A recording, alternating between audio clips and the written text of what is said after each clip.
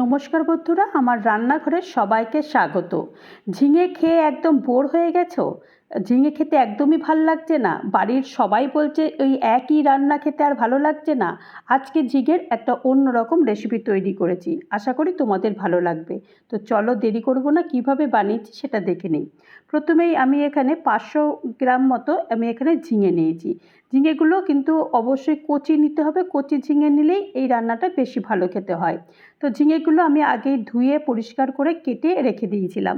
যে চোকলাগুলো থাকে সেগুলো আমি কিন্তু কেটে রেখে দিয়েছি। এখন ঝিঙেগুলো কিভাবে কাটতে হবে সেটা একবার দেখিয়ে দিই। ঝিঙেগুলো দেখো, আমি কচি ঝিঙে নিয়েছি আর ছোট ছোট ঝিঙে, তো একটা ঝিঙেকে এরকম 3 টুকরো করে কেটেছি।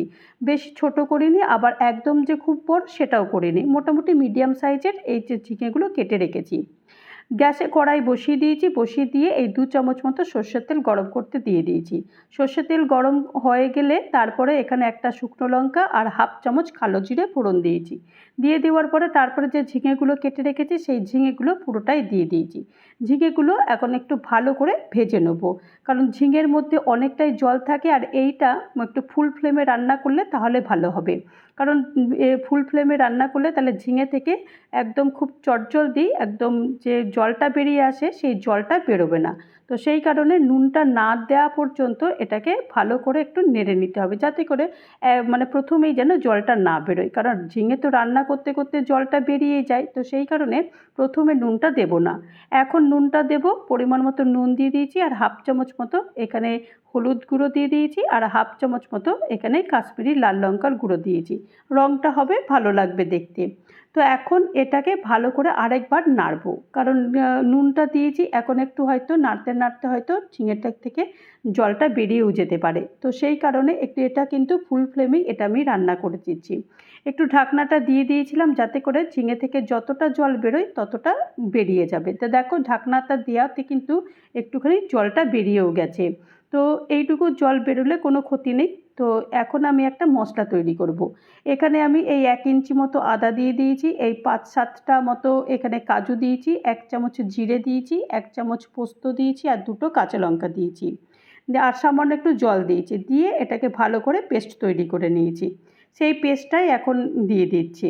দিয়ে দেওয়ার পরে তারপরে এটাকে ভালো করে এটা কিন্তু নাড়তে হবে, কারণ এই মশলার সঙ্গে আর ঝিঙের সঙ্গে ভালো করে এটাকে না মেশালে কিন্তু একদমই ভালো টেস্ট আসবে না।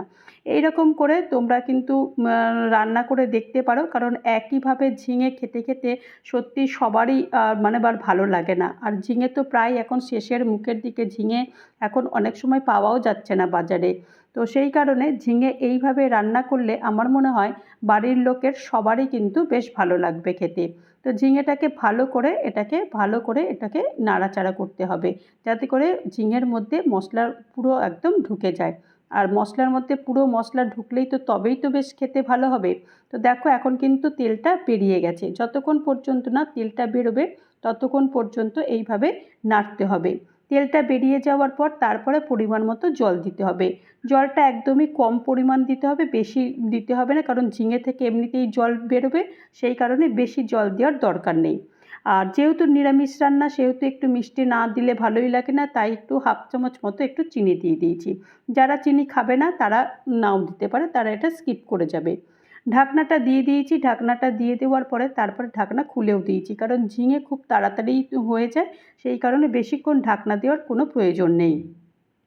ঢাকনা খুলে দেওয়ার পরে তারপরে আবারও একটু ভালো করে নেড়েচেড়ে দিচ্ছি। নেড়েচেড়ে দেওয়ার পরে আর কিছুই নাই, খুব তাড়াতাড়ি ঝিঙে হয়ে যায়। তো দেখো, ঝিঙেটার রেসিপি খুব তাড়াতাড়ি হয়ে গেল। তো চলো আমি একটা প্লেটে সার্ভ করে দিচ্ছি। আশা করি তোমাদের এই রেসিপিটা ভালো লেগেছে। আর আমি বলবো এই রেসিপিটা তোমরা একবার বানিয়ে দেখো, বাড়ির প্রত্যেকের ভীষণ ভালো লাগবে। তো তোমাদের আশা করি ভালো লেগেছে। এই রেসিপিটা ভালো লাগলে অবশ্যই একটা লাইক করো, কমেন্ট করো, পারলে আমার চ্যানেলটা সাবস্ক্রাইব করে আমার পাশে থেকো। আর যারা নতুন বন্ধু হয়ে আমার চ্যানেলে ভিজিট করেছো তাদেরকে অজস্র ধন্যবাদ। ভালো থেকো, সুস্থ থেকো, আর আমার চ্যানেলের সাথে থেকো। নমস্কার।